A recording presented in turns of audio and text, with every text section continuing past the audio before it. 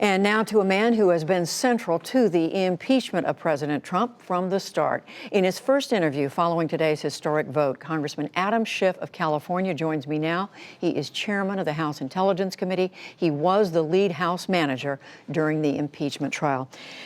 Chairman Schiff, welcome back to the NewsHour. I don't know if you heard, but Kellyanne Conway is saying, in effect, the president feels exonerated and that all he was doing in his interactions with Ukraine was seeking to root out corruption.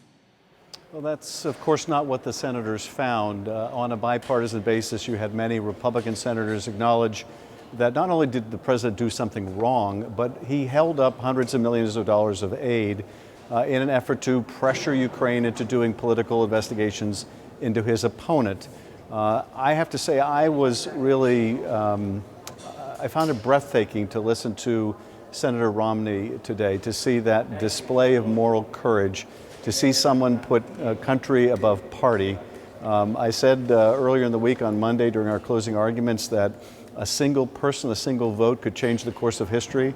I think Mitt Romney did that today. I know for many of us, we will look back on that vote when we find ourselves in a situation calling for us to put country first in really difficult votes. We will be inspired by the courage that he showed today. But at the same time, Congressman Schiff, you have put a lot of effort, a lot of energy into this process over the last several months, and to see it fall, the articles of impeachment fall, one of them 19 votes short, the other one 20 votes short of convicting the president, removing him from office.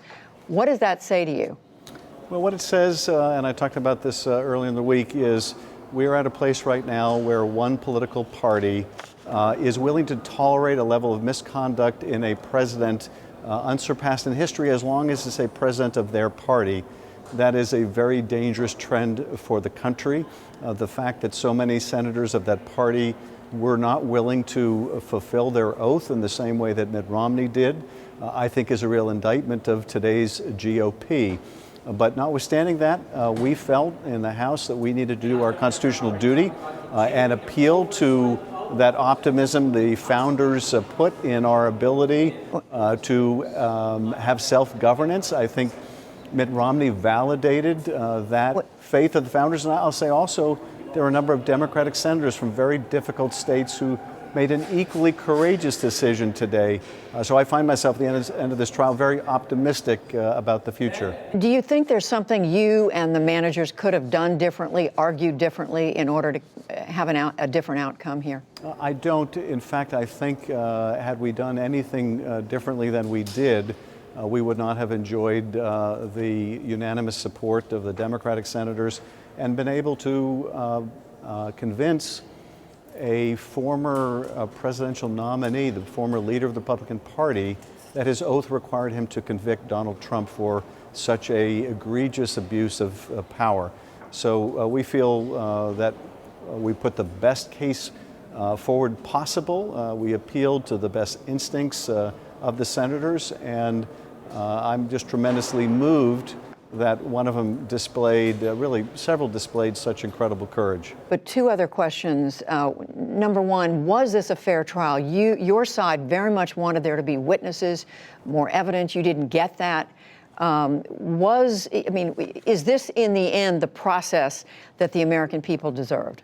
No, and the American people recognize that. Overwhelming majorities of Americans wanted to hear from witnesses. They wanted to have John Bolton testify. They recognize that it's not a trial if you have an opening statement and a closing argument and nothing in between. So we made unfortunate impeachment history here when the senators decided to have the first impeachment trial without witnesses. So it wasn't fair. It makes it all the more remarkable that we had senators show the courage that they did, as Mitt Romney did, as a number of Democratic senators did. But no, I think history will record the Senate did not live up to its constitutional responsibility, did not try the case, instead just heard argument in the case. And that is, I think, a dangerous precedent for the future. And where does the House go from here, Congressman? We are hearing that there are calls to subpoena John Bolton, the president's former national security advisor. Will there be more investigations? Could there be more impeachment charges brought against the president in the House? We've made no decisions about any next steps. We wanted to take this trial to completion, make the best case possible. I think we did that. I think we got the best result under the circumstances of a trial, non-trial that we possibly could. It's now a bipartisan vote to convict the president, even though it didn't meet the 2/3 threshold. But you're leaving the door open? Well, I'm not saying one way or another. I really can't underscore enough that we did not look beyond the end of this trial. And so what we'll do is we'll get together as a caucus with our leadership and discuss what the future holds, but we were not prepared to make any judgments about that. Chairman Adam Schiff, who was the lead House manager in the impeachment trial of President Trump. Thank you so much. Thank you.